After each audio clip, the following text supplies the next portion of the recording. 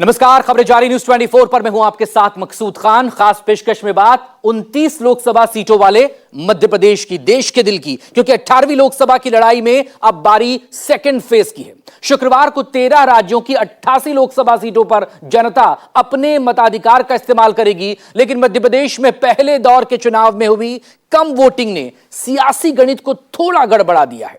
पहले फेज में मध्य प्रदेश की 6 लोकसभा सीटों पर 2019 के मुकाबले कम मतदान ने बीजेपी की टेंशन बढ़ाई है।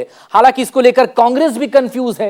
मध्य प्रदेश की सियासत में वोटर और वोटिंग के समीकरण कैसे 24 के चुनावों को इफेक्ट कर सकते हैं, दिखाते हैं आपको इस स्पेशल रिपोर्ट में। अभी घमासान पर है। मध्य प्रदेश के 28 लोकसभा सीटों पर कमल का कब्जा है और इस बार बीजेपी के लिए इस कमल को खिलाए रखने की बड़ी चुनौती। तो दूसरी तरफ कांग्रेस के लिए पंजे की छाप को गहरा करने का चैलेंज है। 2019 में एमपी की 28 सीटों पर कब्जा करने वाले बीजेपी के लिए माहौल भी है तो चुनौती भी। यही वजह है कि दूसरे चरण के चुनाव के लिए बीजेपी अपनी पूरी ताकत झोंके हुए और एमपी में भी बीजेपी की तरफ से पीएम मोदी ने लोकसभा चुनाव की कमान संभाली हुई। प्रधानमंत्री नरेंद्र मोदी ने तीसरे चरण के चुनाव के लिए 24 और 25 अप्रैल को एक बार फिर मध्य प्रदेश का दौरा किया। पीएम मोदी तीसरे चरण की 4 सीटें भोपाल, सागर, बैतूल और मुरैना में प्रचार करने पहुंचे। आचार संहिता लागू होने के बाद पीएम मोदी का एमपी में यह 5वां दौरा था। नरेंद्र मोदी एमपी के फर्स्ट और सेकंड फेज की 2-2 सीटों पर पहले प्रचार कर चुके हैं। पहले चरण के लिए पीएम मोदी जबलपुर और बालाघाट सीटों पर प्रचार के लिए पहुंचे थे। वहीं दूसरे चरण के लिए पीएम मोदी होशंगाबाद और दमोह सीट का दौरा कर चुके हैं।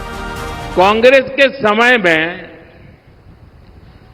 एमपी की पहचान बीमारू राज्य की थी। आज वही मध्य प्रदेश बीजेपी सरकार में विकास की नई ऊंचाइयां छू रहा है। कांग्रेस की तैयारी है कि एससी, एसटी, ओबीसी का 15% कोटा काट दिया जाए और फिर धर्म के आधार पर आरक्षण लागू हो। कांग्रेस ने संविधान की भावना को ठोकर पहुंचाई है। कांग्रेस ने बाबा साहब का घोर अपमान किया है।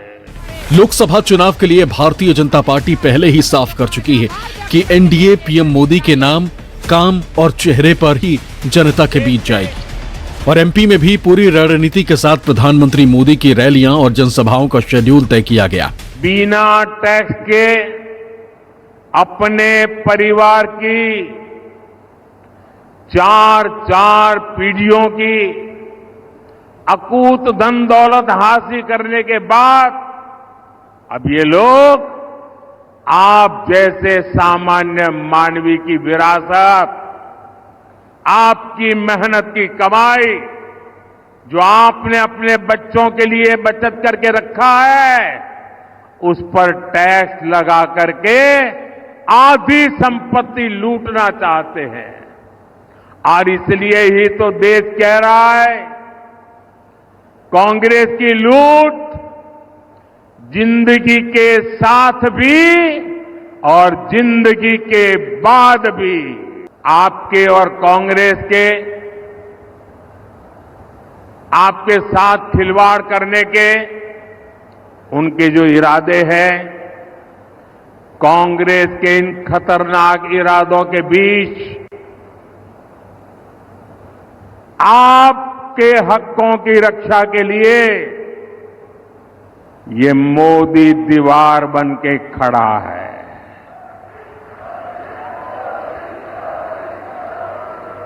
ये गाली गलौज इसलिए हो रहा है क्योंकि मोदी 56 इंच का सीना तान करके खड़ा हो गया है।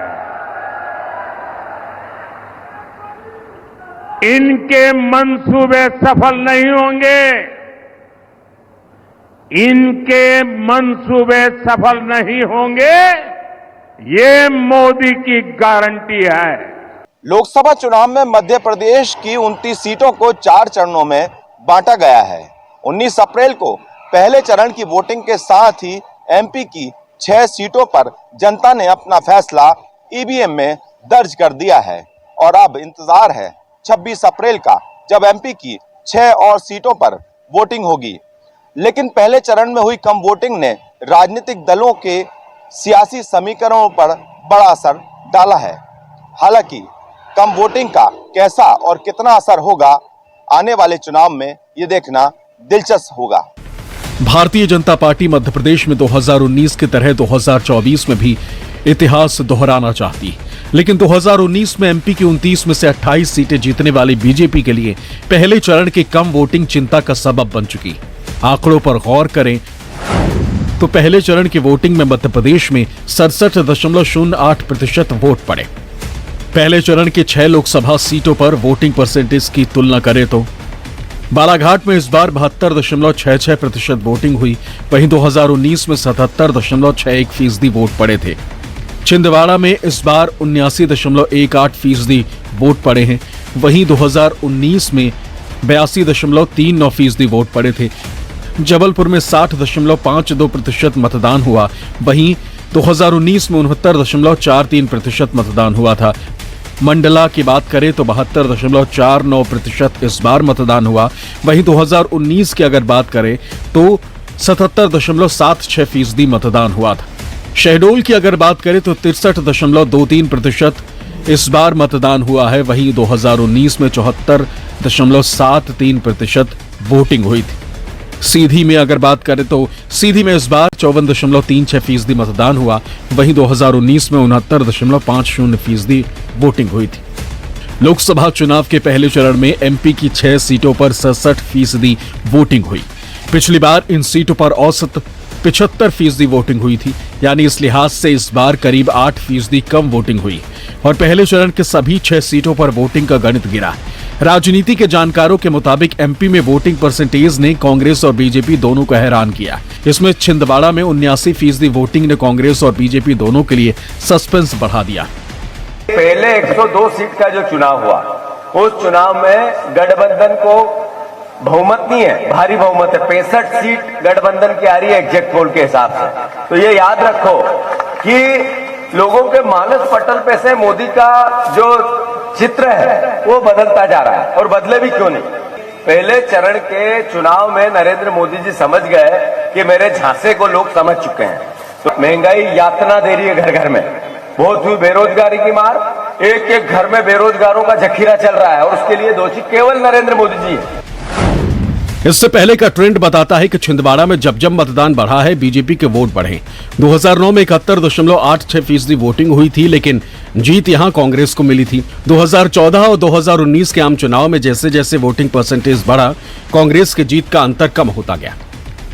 मंडला की अगर बात करें तो मंडला में इस बार 2019 के मुकाबले 5% कम वोटिंग हुई है। जानकारों का मानना है कि मंडला में इस बार लोगों में चुनाव को लेकर कम उत्साह था, और ऐसा पुराने प्रत्याशी की रिपीट होने की वजह से हो सकता है।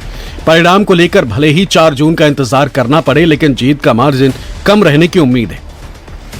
बालाघाट में पिछले चुनावी पैटर्न की तरह 73% वोटिंग हुई है। स्थानीय मुद्दों पर नजर रखने वाले जानकारों का मानना है कि बीजेपी का वोट शेयर बरकरार रह सकता है। बालाघाट में बीजेपी का सीधा मुकाबला कांग्रेस और बीएसपी के कैंडिडेट से है। ऐसे में इस बार कांग्रेस का वोट शेयर बीएसपी के साथ बंट सकता है। जबलपुर में बीते 3 चुनावों से वोट फीसदी लगातार बढ़ रहा था, लेकिन इस बार यहां 9% कम वोटिंग हुई। यहां आदिवासी बेल्ट सिहोरा में सबसे ज्यादा 65% वोटिंग हुई, जबकि मुस्लिम बहुल्य जबलपुर पूर्व विधानसभा में सबसे कम 54% वोटिंग हुई। जानकार बीजेपी का वोट शेयर कुछ कम होने की बात कह रहे हैं, लेकिन कांग्रेस की मजबूती पर अब भी सवाल है। शहडोल में करीब 10% कम वोट पड़े हैं, इससे कांग्रेस में उत्साह दिख रहा है, लेकिन 2019 में यहां 60% वोट बीजेपी को मिले थे। शहडोल का वोटिंग ट्रेंड ये है कि जब जब वोटिंग बढ़ी है, इसका सीधा फायदा बीजेपी को होता रहा है, लेकिन इस बार यहां वोटिंग कम हुई है। सीधी में इस बार 15% कम वोटिंग से बीजेपी की चिंता बढ़ी। 6 लोकसभा सीटों में से सबसे कम वोटिंग सीधी संसदीय सीट पर हुई, और इसके पीछे बीजेपी प्रत्याशी से स्थानीय स्तर पर नाराजगी बड़ी वजह मानी जा रही। हर चुनाव में इलेक्टोरल बिहेवियर चेंज होने की चीजें देखी जाती हैं। हालांकि फर्स्ट फेज में मध्य प्रदेश की जो 6 सीट्स पर इलेक्शंस हुए हैं उनमें जो वोटर टर्नआउट है वो कम रिपोर्ट हुआ है कंपेरेटिवली 2019 इलेक्शंस के। इससे ये नहीं कहा जा सकता कि किस पॉलिटिकल आउटफिट कांग्रेस या बीजेपी को इसका फायदा मिलेगा, क्योंकि मध्य प्रदेश में 2 ही राजनीतिक दल हैं जो आमने सामने है, क्योंकि यहाँ का जो मॉडल है पॉलिटिक्स का वो बाइपोलर रहा है, कुछ एक्सेप्शंस को छोड़कर। अब चुनौती दूसरे चरण की है और दूसरे चरण में मध्य प्रदेश की इन सीटों पर बीजेपी के लिए अग्नि परीक्षा हो सकती है। दूसरे चरण में एमपी के जिन सीटों पर मतदान होना है उनमें टीकमगढ़, दमोह, खजुराहो, सतना, होशंगाबाद, रीवा। दूसरे चरण में मध्य प्रदेश की बैतूल सीट भी शामिल थी, लेकिन बीएसपी प्रत्याशी अशोक भलावी की हार्ट अटैक से निधन के बाद बैतूल सीट को तीसरे चरण में शामिल किया गया। जानकारों की माने तो एमपी के दूसरे चरण के चुनाव में सतना, रीवा और दमोह सीट पर इस बार मुकाबला कांटे का है। ये 3 लोकसभा सीटें भले ही बीजेपी के कब्जे में रही हैं, लेकिन इस बार तस्वीर टफ फाइट की है। मध्य प्रदेश की 6 सीटों पर मुकाबले की बात करें तो सतना सीट से गणेश सिंह बीजेपी की तरफ से उम्मीदवार हैं, तो कांग्रेस ने सिद्धार्थ कुशवाहा को अपना प्रत्याशी बनाया है। रीवा सीट पर मुकाबला त्रिकोणीय है। रीवा से बीजेपी के जनार्दन मिश्रा मैदान में हैं, तो कांग्रेस ने नीलम मिश्रा पर अपना दाव लगाया है। रीवा से बीएसपी ने भी अभिषेक पटेल को अपना प्रत्याशी बनाया है। दमोह सीट पर भी मुकाबला कांटे का बताया जा रहा है। दमोह से बीजेपी के राहुल लोधी कैंडिडेट हैं, तो कांग्रेस ने तरवर लोधी को अपना उम्मीदवार बनाया। टीकमगढ़ सीट से बीजेपी ने वीरेंद्र खटीक को मैदान में उतारा है, तो कांग्रेस की तरफ से पंकज अहिरवार को प्रत्याशी बनाया गया। होशंगाबाद सीट की बात करें तो यहां से बीजेपी ने दर्शन सिंह चौधरी को उम्मीदवार बनाया है, जिन्हें कांग्रेस के संजय शर्मा टक्कर देने के लिए उतरे। इंडिया गठबंधन के तौर पर एमपी की इकलौती सीट खजुराहो समाजवादी पार्टी को मिली थी, लेकिन समाजवादी के प्रत्याशी मीरा यादव का नामांकन रद्द होने के बाद खजुराहो सीट पर मुकाबला एक तरफा माना जा रहा है। खजुराहो सीट की बात करें तो यहां से बीजेपी के वीडी शर्मा चुनावी मैदान में हैं, तो विपक्षी गठबंधन की तरफ से ऑल इंडिया फॉरवर्ड ब्लॉक के राजा भैया प्रजापति चुनावी मैदान में हैं। इसमें कोई शक नहीं है कि मध्य प्रदेश में सीटों के मामले में बीजेपी सैचुरेशन लेवल पर है। जानकारों का मानना है कि बीजेपी के लिए 28 सीटों पर वापसी करना बड़ी चुनौती। दूसरी तरफ कांग्रेस को उम्मीद है कि विधानसभा चुनावों से इतर होने वाले लोकसभा चुनावों में पार्टी की वापसी होगी और एमपी ही एनडीए को तीसरी बार दिल्ली जाने से रोकेगी। विधानसभा के चुनाव में हर एक कहता था बाकी तो ठीक है, तेंदुखेड़ा मुश्किल है, लेकिन लोग भूल गए कि ये नरसिंहपुर और तेंदुखेड़ा है। क्या लोगों को पियक्कड़ बनाने वाले को नहीं, फक्कड़ को जनता प्यार करती है। और ध्यान रखना, कांग्रेस को तो एक ही मिलता है, शराब, रेत। ये कौन का भला करेंगे? कोई तो भला करेंगे क्या? बता, ये धन का अर्जन करते हैं अपने स्वार्थों की पूर्ति के लिए। जनता की सेवा का कोई मूल्य इनकी नजरों में नहीं है। और ये तेंदुखेड़ा नरसिंहपुर जो सिद्ध करेगा कि हम धन बल के आगे पसीने को पराजित नहीं होने देंगे। आपका हमारा आपसी संबंध रहा है। जब मैं संसद सदस्य था, आप लोगों के बीच में आता था और उस समय राजगढ़ में काफी काम हुआ, बांध बने, सड़कें बनी, गांव-गांव बिजली पहुंची और संस्थाएं खुली। जिन लोकसभा सीट्स पर सेकेंड फेज में इलेक्शन होने जा रहे हैं, नो डाउट उसमें भारतीय जनता पार्टी का परफॉर्मेंस पिछले विधानसभा चुनाव में बहुत बेहतर रहा था, लेकिन नेशनल इलेक्शंस और विधानसभा इलेक्शंस का जो नेचर होता है वो अलग होता है। कांग्रेस का प्रयास है कि लोकल लेवल पर इलेक्शंस को ले जाया जाए, जिससे कि प्रत्याशी भारतीय जनता पार्टी के अगेंस्ट माहौल बनाया जाए, लेकिन भारतीय जनता पार्टी जबरदस्त इस प्रयास में है, चाहे उससे मोदी के दौरे हों, कि कैसे भी पूरा इलेक्शन मोदी के फेस या मोदी की गारंटी पर जाए। अगर वही सिनेरियो 2019 जैसा रहा तो इन सीट्स पर भारतीय जनता पार्टी इस चुनाव में भी बेहतर परफॉर्म कर सकती है। भारतीय जनता पार्टी और कांग्रेस जिताऊ उम्मीदवारों को मैदान में उतारकर 24 के 64 की हर एक बाजी अपने नाम करने की जुगत में है। बीजेपी और कांग्रेस के साथ दूसरे प्रमुख दल लोकसभा चुनाव 2024 के लिए अपने उम्मीदवार लगभग तय कर चुके हैं। तीसरे चरण के लिए बीजेपी और कांग्रेस के एक एक कैंडिडेट ऐसे हैं जो राजनीति और राजघराने दोनों में महारथी हैं और दोनों ही पार्टियों को अपने अपने कैंडिडेट से बहुत उम्मीदें हैं। मध्य प्रदेश के सबसे बड़ी सिंधिया रियासत के ज्योतिरादित्य सिंधिया के लिए इस बार अपना गढ़ गुना जीतना राजघराने की नाक का सवाल है, क्योंकि कांग्रेस में रहते पिछला चुनाव सिंधिया हार चुके हैं। बीजेपी ज्वाइन करने के बाद राज्यसभा से केंद्रीय मंत्री होने के बावजूद अब उसी हारी बाजी को जीतने के लिए सिंधिया रात दिन गुना सीट पर जीतोड़ मेहनत कर रहे हैं।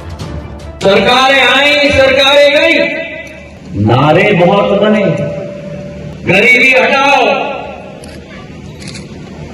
कोई नारा बना, रोटी कपड़ा और मकान, पर हुआ नहीं किसी का उत्थान। गरीब गरीब ही रह गया और राज करने वाले केवल कुर्सी के खेल पे रह गए, अपना नाम का अमिट छाप छोड़ने के लिए। ज्योतिरादित्य सिंधिया घूम घूम कर मोदी सरकार के कामकाज का ब्यौरा जनता तक पहुंचा रहे हैं। एक ही मोदी है जिन्होंने सनातन धर्म का युग दोबारा भारत में स्थापित किया। मेरे भाइयों बहनों, एक ही मोदी है जिन्होंने जातियों की बात की जाती है तो युवा, महिला, किसान और गरीब की बात की। एक ही मोदी है जो भारत का नाम बेबकता के साथ विश्व पटल पर स्थापित कर रहा है, और उस मोदी के साथ आपका ज्योतिरादित्य बेटा आपके सामने खड़ा है। मेरे भाइयों और बहनों, गुना की गद्दी वापस हासिल करने के लिए ज्योतिरादित्य विरोधियों को खुला चैलेंज दे रहे हैं।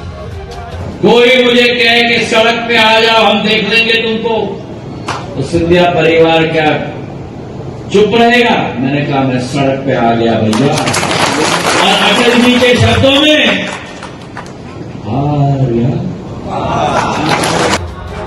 मध्य प्रदेश की राजनीति में ग्वालियर का सिंधिया राजघराने का दबदबा रहा।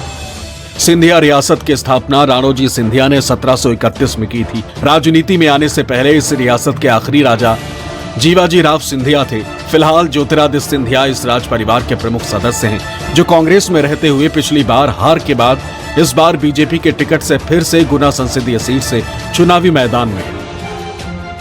ज्योतिरादित्य सिंधिया से पहले उनकी दादी और पिता भी राजनीति में सक्रिय रहे। ज्योतिरादित्य सिंधिया की दादी विजय राजे सिंधिया ने पहला चुनाव कांग्रेस से लड़ा था। इसके बाद जनसंघ में शामिल हुई और फिर बीजेपी से सांसद चुनी गई। ज्योतिरादित्य सिंधिया की दादी विद्या राधे 8 बार सांसद रहीं। पिता माधवराव सिंधिया शुरुआत में जनसंघ में रहे, लेकिन बाद में कांग्रेस में शामिल हो गए। माधवराव सिंधिया भी राजनीति में रहते हुए 9 बार सांसद रहे, लेकिन पिता के निधन के बाद ज्योतिरादित्य सिंधिया ने दादी के बजाय पिता की पार्टी ज्वाइन की। 2004 में पिता के पारंपरिक सीट गुना से पहला उपचुनाव जीते। इसके बाद कांग्रेस के टिकट पर 2004, 2009, 2014 में गुना से सांसद रहे। साल 2019 के लोकसभा चुनाव में ज्योतिरादित्य सिंधिया को कांग्रेस ने 5वीं बार गुना संसदीय क्षेत्र से मैदान में उतारा था। 2019 में ज्योतिरादित्य का मुकाबला बीजेपी के उम्मीदवार केपी यादव से हुआ और 4 बार के सांसद रहे ज्योतिरादित्य सिंधिया 5वीं बार चुनाव हार गए। 2020 में सिंधिया ने बीजेपी ज्वाइन कर ली और राज्यसभा सांसद बन गए। इस बार के लोकसभा चुनाव में गुना सीट से ज्योतिरादित्य सिंधिया बीजेपी के टिकट पर चुनावी मैदान में है और ज्योतिरादित्य के साथ साथ उनका पूरा परिवार चुनाव प्रचार में जुटा हुआ है। मेरे पिता श्री ज्योतिरादित्य सिंधिया, जिनको तो आप सब जानते हैं,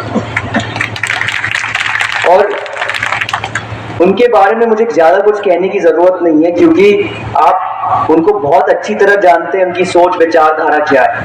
आपके लिए घर पे मैं इतने मुश्किल से मुझे उनके साथ समय मिलता है, वो कहते नहीं, ज्यादा समय मैं अपने जनता को देता हूँ, उनके बीच आता हूँ, उनको समझना चाहता हूँ। मुझे बड़े मुश्किल से 5 मिनट मिलते हैं। यही है उनका प्यार आपके लिए। हमने सबकी मांग सुन ली है, रोड, एयरपोर्ट, रेलवे, बिजली, पानी, और हम वादा करते हैं अगले 5 साल में इन 5 चीज की आपको मांगने की जरूरत नहीं पड़ेगी। इस बार भी सिंधिया का मुकाबला कांग्रेस के यादव प्रत्याशी राव यादवेंद्र यादव से है। राव यादवेंद्र यादव कुछ महीने पहले ही बीजेपी से कांग्रेस में आए हैं। राव यादवेंद्र यादव के पिता देशराज यादव 3 बार बीजेपी से विधायक रह चुके हैं और गुना सीट से ही 2002 के लोकसभा उपचुनाव में ज्योतिरादित्य सिंधिया के खिलाफ उतरकर हार चुके हैं। लेकिन इस बार सिंधिया के खिलाफ मैदान में उतरे राव यादवेंद्र यादव को जीत का पूरा भरोसा है। एक व्यक्ति जिसको आज से 5 वर्ष पूर्व जनता ने नकार दिया था, वो अपनी हठधर्मता के कारण इस क्षेत्र में दोबारा आकर अपनी पराजय को स्वीकार न करते हुए जनता के बीच में दोबारा आकर ये दिखाना चाह रहा है कि मैं जनता से बढ़कर हूं, तो उनकी गलतफहमी होगी। और इस बार हमारे गुना लोकसभा के क्षेत्र की जनता पूर्व की भांति, और मैं कहता हूं पूर्व से भी बढ़कर मतों के साथ उनको सबक सिखाएगी और कांग्रेस पार्टी को इस बार विजयी बनाने का कार्य करेगी।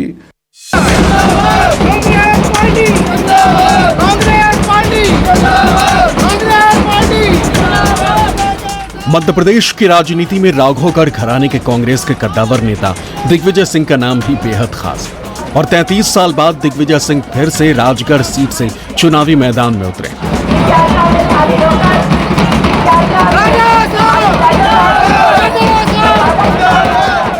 इससे पहले 2019 में दिग्विजय सिंह भोपाल सीट से बीजेपी प्रत्याशी साध्वी प्रज्ञा सिंह ठाकुर के खिलाफ उतरकर हार गए, लेकिन इस बार दिग्विजय सिंह पूरे ताकत के साथ चुनाव प्रचार में जुटे हुए। मोहर लगेगी हाथ पर, मोहर लगेगी हाथ पर। इस बार हाल ही में दिग्विजय सिंह राजगढ़ सीट पर पदयात्रा भी निकाल चुके हैं, तो पिता के चुनाव प्रचार में उनके बेटे और राघवगढ़ से विधायक जयवर्धन सिंह भी प्रचार अभियान में शामिल हैं। दिग्विजय सिंह के लिए उनके बेटे और पोता दोनों जनता के बीच पहुंचकर बीजेपी को हराने की अपील कर रहे हैं, तो दिग्विजय सिंह भी मोदी सरकार पर तानाशाही और फांसीवाद का आरोप लगाकर कांग्रेस की जीत पक्की करने की कोशिश में जमे हुए हैं। यही तो लक्षण है फांसीवादी डिक्टेटरशिप। इनका विश्वास न लोकतंत्र में है न संविधान। इलेक्टोरल बॉन्ड क्या है? ईडी भेजो, सीबीआई भेजो, आईटी भेजो, गला पकड़ो और वसूली करो। इनको दलाली करनी है, वो जा रहे हैं सरकार के साथ। विचारधारा की लड़ाई हम लड़ रहे हैं और जो जा रहे हैं ये वो लोग हैं जिनकी कभी कांग्रेस पार्टी से कोई विचारधारा की कहीं कमिटमेंट नहीं था, संलग्नता नहीं थी, वो लोग जा रहे हैं। आपको बता दें कि राघवगढ़ ब्रिटिश राज में ग्वालियर रेजिडेंसी की एक रियासत हुआ करती थी। राघवगढ़ रियासत की स्थापना 1673 में चौहान खींची वंश के राजपूत लाल सिंह ने की थी। उनके बाद इस रियासत में 12 महाराज रहे। 11वें राजा बलभद्र सिंह के बाद 12वें राजा उनके बेटे दिग्विजय सिंह बने। पढ़ाई पूरी करने के बाद दिग्विजय सिंह राजनीति में सक्रिय हुए।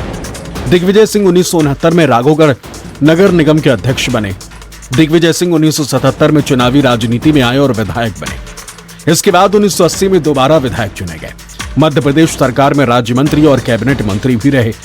1984 और 1991 में राजगढ़ से सांसद रहे। दिग्विजय सिंह 1993 से 2003 तक मध्य प्रदेश के मुख्यमंत्री भी रहे। दिग्विजय के बेटे जयवर्धन सिंह और लक्ष्मण सिंह भी राजनीति में सक्रिय हैं। जयवर्धन राघवगढ़ सीट से 3 बार के विधायक हैं। 33 साल बाद राघवगढ़ से चुनावी दावेदारी पेश करने वाले दिग्विजय सिंह का मुकाबला 2 बार से सांसद बीजेपी प्रत्याशी रोडमल नागर से। ऐसा पहली बार नहीं है जब लोकसभा चुनाव में राजघराने के बड़े चेहरे मैदान में उतरे, लेकिन अब राजघरानों का दबदबा धीरे धीरे कमजोर होता जा रहा। जनता मुद्दे और चेहरे पर वोट दे रही है। शायद यही वजह है कि मोदी के नाम और चेहरे के बीच राजघराने बीजेपी के साथ अपनी सियासत और रियासत दोनों में बने रहना चाहते हैं। तो कांग्रेस के दिग्गज राजा चुनाव से कन्नी काटने का मन बनाने के बाद बेमन से चुनावी रण में अपनी किस्मत आजमा रहे हैं। भोपाल से विपिन श्रीवास्तव के साथ ब्यूरो रिपोर्ट, न्यूज़ 24।